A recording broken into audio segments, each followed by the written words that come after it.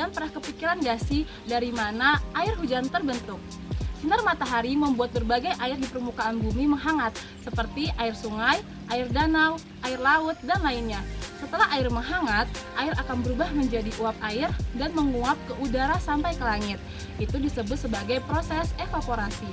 Setelah itu, uap air yang terkumpul di langit akan ditampung oleh awan. Kemudian terjadilah proses kondensasi, yaitu peristiwa berubahnya uap air menjadi kristal es di awan. Setes demi setetes air yang berkumpul di awan, tetesan air tersebut akan mengembun, menabrak hingga berkumpul menjadi satu. Akibatnya, awan semakin berat karena banyaknya kandungan air. Ketika awan telah menjadi sangat berat, awan tidak dapat lagi menampung air, maka perlahan air di awan mencair dan jatuh ke dataran. Butiran air yang jatuh ke dataran itu disebut sebagai hujan. Air hujan yang turun ke dataran kemudian kembali lagi ke tanah, sungai, hingga lautan. Lalu berulang lagi, ketika proses itu terjadi, maka hujan akan turun lagi. Air hujan memiliki manfaat yang sangat banyak. Hujan mampu membersihkan polutan yang ada di udara. Maka dari itu, setelah sehabis hujan, biasanya udara akan terasa jauh lebih segar. Selain itu, hujan mampu untuk mengontrol suhu bumi, menjaga ekosistem alami, memenuhi kebutuhan hidup, dan menyuburkan tanaman, serta masih banyak lagi. Nah, dari situ kita bisa melihat bahwa pentingnya air hujan untuk kebutuhan hidup. Tetapi jika dilihat ke belakang, ternyata masih banyak loh kasus-kasus kekeringan di beberapa daerah, seperti di Raka Kasiba dan Marga Asih Bandung. Di sana mengalami kekeringan selama kurang lebih 2 bulan dan mengharuskan warganya untuk membeli air bersih dengan harga yang cukup mahal. Nah, maka dari itu, pentingnya setiap rumah tangga untuk dapat mengelola air hujan secara mandiri untuk mencegah terjadinya kekeringan. Nah, untuk mengetahui cara pengelolaan air hujan lebih detailnya lagi, yuk kita sharing-sharing langsung bersama dengan pemilik Rumah Kayu Permata. Saya sudah bersama dengan Bapak Lutfi sebagai pemilik dari Rumah Kayu Permata. Bagaimana Bapak ini kabarnya? Alhamdulillah sehat. Ya, kesibukannya lagi apa? Biasa lagi berkebun. Oh iya. Lagi beresin lahan yang longsor. Oke, jadi gini nih Pak, kita hari ini mau sharing-sharing sedikit nih tentang apa sih konsep dari permaculture itu sendiri. Banyak nih orang awam yang nggak tahu. Jadi permaculture kalau singkat memang sulit diceritakan ya, tapi gini lah secara singkat saya coba deskripsikan. Adalah sebuah desain lingkungan yang memang ditata untuk menjadi baik untuk lingkungan. Jadi di mana manusia, bangunan, tanaman dan hewan peliharanya itu bisa bersimbiose mutualisme. Kayaknya kayak gitu. Jadi saling bekerja sama gitu ya Pak? Ya. Nah, di sini kan saya melihat nih Pak beberapa kasus di Bandung ada kekeringan dan lain sebagainya. Nah, dari konsep permaculture sendiri, menurut Bapak penting atau tidak sih untuk setiap rumah tangga itu bisa mengelola air hujan secara benar?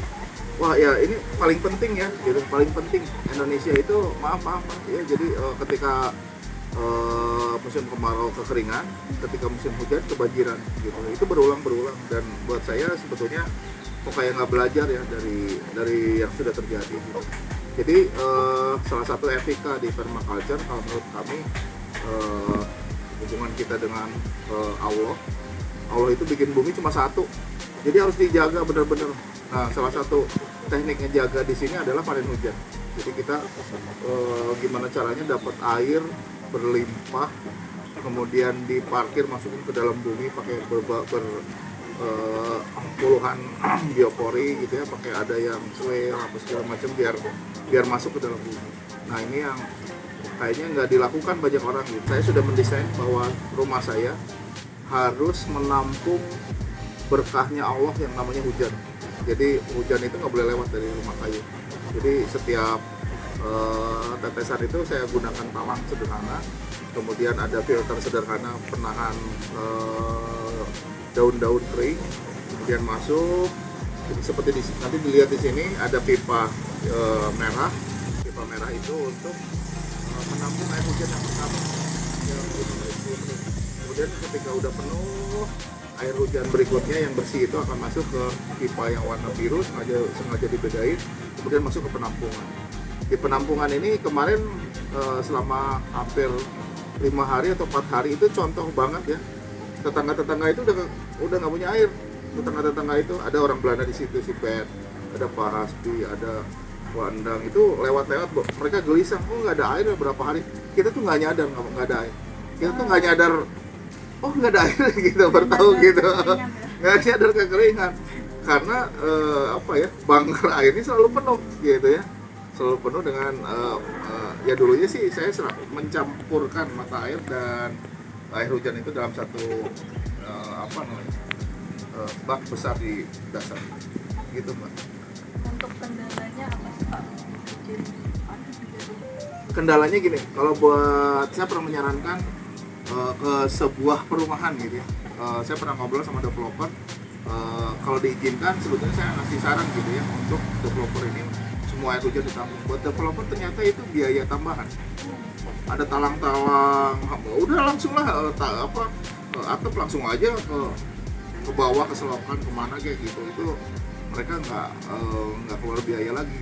Sementara ketika harus ada talang lagi, minimal talangnya ada bunker lagi gitu untuk penampungan air, itu kan buat sebagian orang yang nggak ngerti ya, itu akan jadi biaya. Jadi kita sudah dengar nih beberapa tips dari bapaknya tentang panen hujan. Nah, alangkah lebih baiknya itu setiap rumah jangan hanya satu sumber nih airnya. Jadi setiap rumah tangga tidak mengalami kekeringan. Nah, untuk menurut bapak, pesan-pesannya apa nih untuk rumah tangga yang masih belum mengelola air? Jadi gini ya, nasihat teman-teman, bukan nasihat saya sebetulnya, lebih ke prinsip permaculture. Kalau prinsip permaculture dipakai, pemerintah kita atau siapapun biasanya bikin selokan itu langsung padat dalam panjang itu sampai bawah.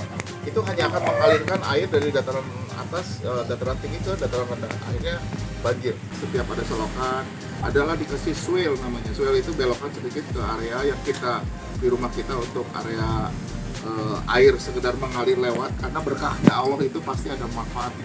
Kemudian yang kedua tadi ya, jadi bayangkan kita sedang melakukan kezoliman ketika ada banjir di tempat lain.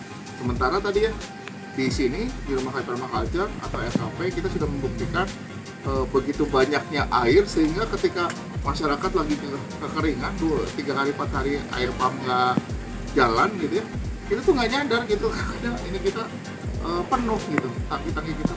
Jadi itu aja. Itu beberapa tips dari Bapak Teti sebagai pemilik dari Rumah Kayu Permaculture. Sebelumnya terima kasih Bapak atas Sama-sama. waktunya. Semoga teman-teman yang di rumah juga bisa menerapkan cara dari Bapak Teti.